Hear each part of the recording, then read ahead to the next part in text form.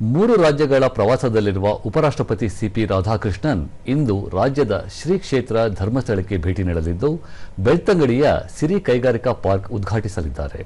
ನಂತರ ತಮ್ಮ ಪ್ರವಾಸದ ಮೂರನೇ ಚರಣದಲ್ಲಿ ಅವರು ಕೇರಳಂನ ಕೊಟ್ಟಾಯಂಗೆ ಭೇಟಿ ನೀಡಲಿದ್ದು ಮಲಯಾಳಂ ದೈನಿಕ ಪತ್ರಿಕೆಯ 140ನೇ ಸಂಸ್ಥಾಪನಾ ಸಮಾರಂಭದಲ್ಲಿ ಭಾಗವಹಿಸಲಿದ್ದಾರೆ.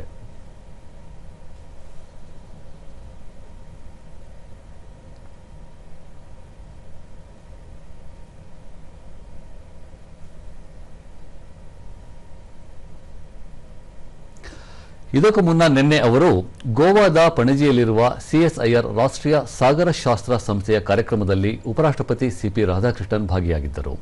ಈ ವೇಳೆ ಗೋವಾ ರಾಜ್ಯಪಾಲ ಅಶೋಕ್ ಗಜಪತಿರಾಜು, ಸಿಎಸ್ಐಆರ್ ಎನ್ಐಒ ನಿರ್ದೇಶಕ ಪ್ರೊಫೆಸರ್ ಸುನಿಲ್ ಕುಮಾರ್ ಸಿಂಗ್ ಮತ್ತಿತರ ಗಣ್ಯರು ಈ ಸಂದರ್ಭದಲ್ಲಿ ಉಪಸ್ಥಿತರಿದ್ದರು.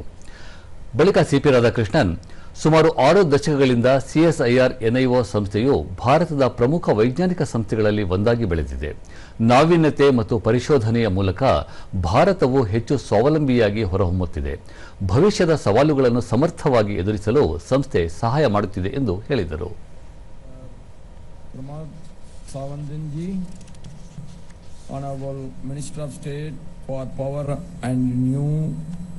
and renewable energy Sri Sripat Naik ji, Honorable Speaker of Goa State Assembly Dr. Ganesh Gaungar ji, Honorable Member of Parliament Rajya Sabha Sri Sadanand Danwade ji, Honorable Deputy Speaker, Honorable Ministers, Government of Goa and Honorable MLAs, distinguished guests, my dear sisters and brothers of Goa.